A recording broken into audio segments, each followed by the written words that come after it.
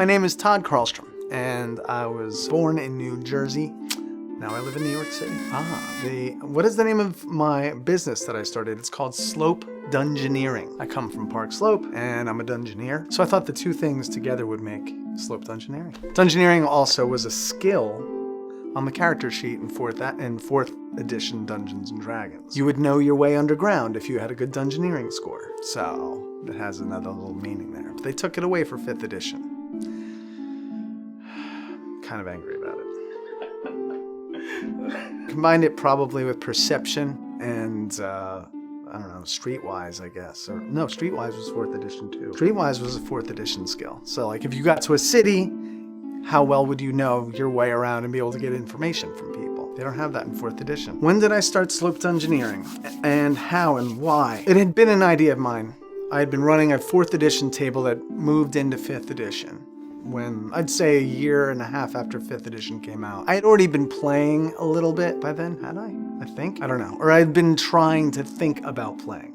But my 4th edition table was in like 9th or 10th level, going strong, so I wasn't gonna stop the momentum on that. But at the time I was a teaching artist in public schools. I still do that, like I'm producing Hamlet right now with some 5th graders. But I also did social emotional work with a company called Enact. They're now defunct. What we would do is we'd go into classes and put on, actors would do scenes where we would present a moral conundrum, have the scene end the most horrible way you can imagine, and then kids would discuss it, pick it apart. How could you fix that? And then one kid would come up, take over the role of one of us, and we'd show it being fixed. It was a wildly popular program with the kids because every time you came in, you would take away a period of learning something. But unfortunately, there was one school that we went into where they assigned us as an after school instead of a during school. We were a complete catastrophe in that school. Nobody wanted to do it. Because after school, everyone wants to screw around. We went from 23 kids who signed up for this thing to like within a few weeks, 12. And then by the end of the year, there was 4. I mean, my partner would just get there and like, you want to do a scene? The kids would be like, no. You know what I mean? They didn't even want any part of it. And we had to like fill 2 hours with these kids. Well, one day my coworker doesn't show up. And I had been noticing there's these 3 of the 4 kids who were still coming to this.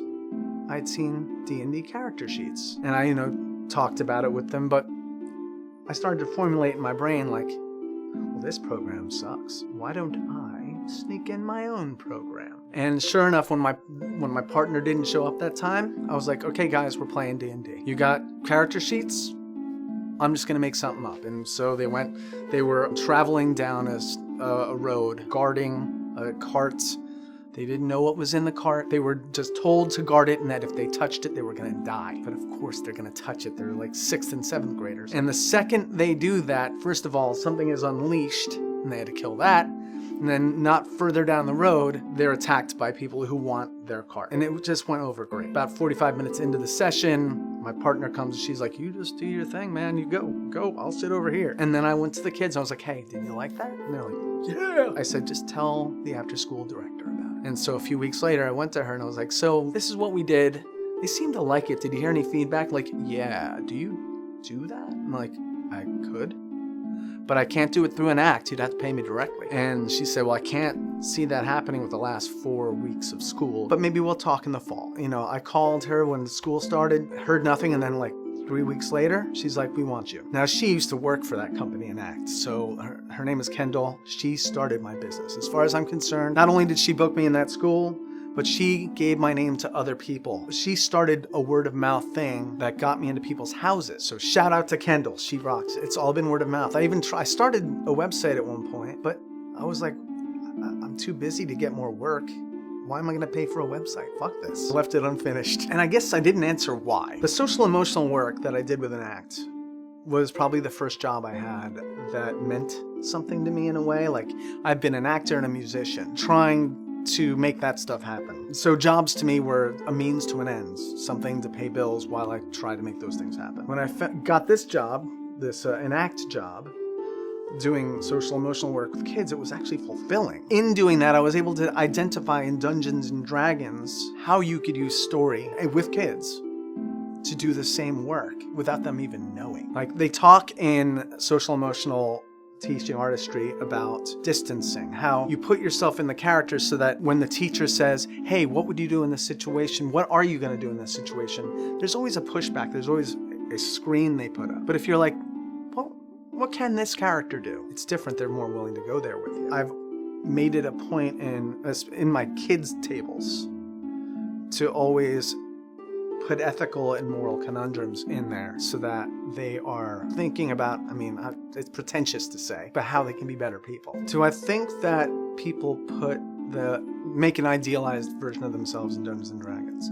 I see evidence of yes, evidence of no, in pretty much everything along the continuum. I'd say definitely the younger you go, the more it's an idealized version. There's a lot of superhero avatars. Definitely you're seeing with some kids the need to control their environment and the desire to be powerful. And that is absolutely something one would expect from a kid, because so much of their lives is out of their control and where they go every day and what they do. I'm an adult, it's the same shit. But whatever, they seem to want to find an enormous way of representing that.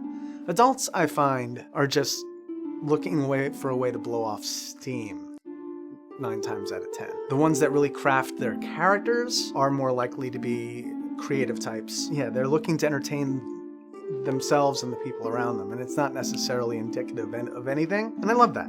I love just having a grand old time. There's a guy I have, he loves to play timid characters, he doesn't care about that. Or he'll play a barbarian. Their whole family wants to make the considered decision about whether to enter the next room. He's like, screw that, I'm going in, I'm a barbarian. That's what he does. And they just all have to roll with it. And of course they manage to, sometimes tie him to things, because you have to, obviously. Who is my inspiration? Now that's a hard question to answer, only because I'm from an older time in the game, when everybody who was associated with the game was just a name on a module or a rule book. You didn't actually see them. You didn't see their pictures very commonly. I knew what Gary Gygax looked like. There would be a picture or a drawing in particular of him in Dragon magazine, which I subscribed to. But I didn't look up to these people. They were supplying me content, and I was at home doing my thing. You know what I mean? There was no one like there is now where you can watch a live play and be like, oh, that's how you play Dungeons & Dragons? No, you just had rule books. And you were like, well, I guess we're in battle now? Is that how this is done? Okay, you're in battle. There was literally a 3-page script in the original Dungeon Master's Guide where they wrote how a game might go. It was 3 pages long. I read it over and over. I was obsessed with it because it was just people telling the DM what they would do and the DM saying what he saw. And I was like, this is so cool. It was like the closest you came to live playback. You didn't have a person doing it for you, so you were guessing how to play the game. Now people can watch Matt Mercer, people can watch Chris Perkins, Jerry Horkins, the guy from Acquisitions Incorporated C-Team, one of my favorite Dungeon Masters. They can watch them now and be like, oh, I want to be like him. I want to create like them. I had already had my, let's say, bad habits firmly entrenched by the time those people entered my life. And good habits too, there are some. If there were inspirations, they would be outside the game, like Monty Python. There's a songwriter named Robin Hitchcock, whose sort of surrealism I definitely jive with. I like dark shit, but I like it to come out of nowhere. I'm not a Tim Burton type. I don't create worlds like Tim Burton, but I do like some dark stuff to creep in that has a Burton-esque twist. It's hard to say who my inspirations are on that regard, but with Dungeons & Dragons, I would say. I guess I could have said that in one sentence. The most important aspect of Dungeons & Dragons is whatever is most important to your table. And a perspective that I've only gained from running Slope Dungeoneering. I've read it before, but not had it register, because I was only ever really running one game at a time. Over the pandemic, I was running 12 a week. It became, okay, these guys are role players. I can just wind them up, let them go. They're paying me to sit there and not say anything for 45 minutes sometimes, and that's a beautiful thing, because they're having a great time. I ain't doing anything. And then there's people who want their magic items lined up for them and ready. I'm killing this thing. I expect magic items and gold. I don't care about role playing. It's all about killing. And you gotta be just ready. That's the aspect that's important to them. There's not one aspect. And I think that's what's great about 5th edition. In fact, this goes all the way back to 1st edition. Gary Gygax, he designed it the exact same way. You read the articles in Dragon Magazine where he talks about the intent of the game, what the rules as written are, and they're always, your table is what's important. I'm not gonna tell you what's important. The game is what's important. What does your party want? What do you want? You've got to have fun too as Dungeon Master. That's a little less important if you're getting paid. But you have to have a stake in the game just like they do. You are coming together to create a story that's going to keep you coming back the next week. So if there's an important aspect is what gets your party to the table next week. Biggest misconception of Dungeons and Dragons is the people who play it. And I have to say that there were times that I suffered from that. I walked away from the game for a couple of decades. Part of it was because my schedule had filled up with other things. I was a baseball player, I was an actor, I was a musician, and these things all together don't make for much time. But I also would slag the stereotypical D&D player off to my friends. Like, they'd be like, you're not playing D&D anymore. And I'm like, yeah, a bunch of Cheeto-eating losers in their basements. Like, they got nacho cheese on their fingers. It was a stupid stereotype then because I knew the people I played with and none of them were like that. I knew better. If anyone was in a position to not be an asshole about it, it was me. And I still perpetuated that stereotype. That misconception, oddly enough, despite the incredible uptick in representation of the game in our media now,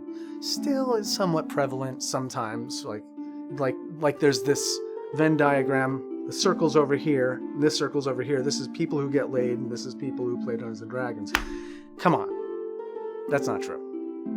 I've had sex like 3 times since I started playing Dungeons and Dragons. So, as for the game itself, there's another one you hear beaten to death in online is the Matt Mercer effect, that everybody's got to be a voice actor to play the game. And Matt Mercer would be the first to tell you, and he's very, very outspoken about it. No, I play my game the way I play it. Other people play their game the way they play it. Don't look to me, as this be-all, end-all dungeon master. You're gonna get what you get, and be happy with it. Be happy with it. Enjoy it. I agree with him wholeheartedly about that. Wow, the best moment I ever had playing Dungeons and Dragons. That's really hard to say. I have had very, very many great moments with the game that because of, and often it's with my non-paid games, with the game I run on Monday night, which I've been running since 2013, which was my first return to the game after decades away. Usually there are other substances involved, so memory is not entirely to be trusted. Though one particular moment involves a dwarf riding an axe down a mountain. There's moments like that. It's little moments that make sense narratively that bore the living piss out of somebody. If you go to a bar and you're like, hey, guess what happened to my game on Thursday? They're like, oh my God. The second worst thing you can do to somebody is tell them what's going on in your game. The first is give them your character's backstory. No one cares. It's true. It's sad, but it is what it is. Even I'll ask somebody, and even one of my players, and my eyes will start to roll back in my head after a few minutes because they're just going on too long. It's not so much a best moment that I feel. It's a wash created by the furthering of a narrative. Constantly, just by there always being a future to the game and a moment, like being in the moment with the people in the room and loving what you do. Although I just thought of the best moment. I did. All right, during the 4th edition days, I was not prepped for a session. The party was in a city. I don't even remember why. I had nothing ready to go. I think my daughter had been, having a meltdown that day, and so I didn't get my 2-hour prep. I just threw out the idea that there was a guy who sells magic items in the town. It became about trying to get this portable hole from him, which a portable hole, if you don't know what it is, a cloth hole. I think they had this in a Bugs Bunny that I saw once, but it's also a magic item in D&D. Throw it on the ground, and there's an extra dimensional space there now. You can get into it, come out of it. I believe the guy was, and I was making this up as I went along, selling it to them, and they had to raise the money that same night and go get it from him, and he was also being threatened by criminals.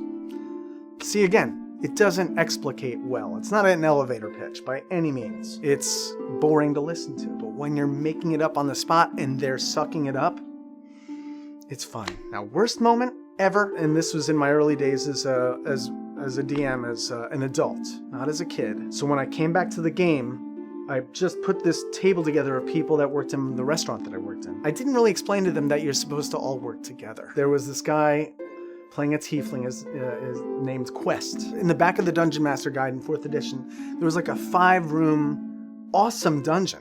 4th edition dungeons were so good. An amazing dungeon, and at the end of it, there was a dragon. He went in to make a deal with it to kill everybody else.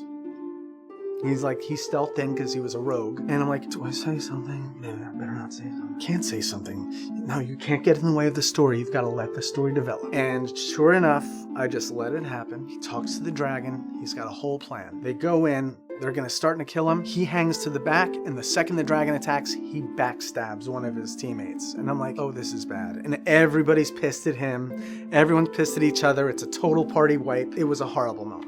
Because we had gone to a bar for session zero. Session zero, if those watching don't know, that's a session where you create characters, create your stories together before we start playing the game. We had started that. We did that. We were all so excited about our characters, and he just basically got them all killed. So it was a bad moment, but it was a teachable moment because I immediately said, okay, we're going to take a mulligan. We're going to go back out of that room. Now we understand how this game can go. I could have killed your characters. You could be dead now and we would be starting over again. I bet you none of you would come back if that's what we did. So what we're going to do instead is learn how this game can be played if you work together. It ended up working out. Or parts of that table are still together to this day. Everybody, Quest moved away to Texas. We're all still sort of there. So I guess the long and the short of it is that bad moments should lead to good moments if you learn from them. What keeps me motivated is just the enjoyment of the game. I'm not the best dungeon master. I'm a narrative dungeon master, pushing the story forward. I'm there to keep a story going and keeping people engaged with what they bring to the table. That's what interests me. That's what motivates me, is turning what these dice and what people say at a table into what could hopefully, in their minds anyway, almost translate to a cinematic experience. That's what I always want to happen. It doesn't always happen, but that's what I'm always looking for. Personal favorite part of Dungeons & Dragons is sitting with friends and telling a story. The laughs and the inside jokes that come out of it. But because I'm a dungeon master mostly, in fact right now I'm not playing in any games anymore. It scratches my playwright itch. Because I'm a playwright as well. I haven't finished a script since 2006. One can really question whether I have the right to call myself a playwright. This is like making a story in real time with people or setting up the parameters so that a story can, the foundation of a story can be built on it in real time.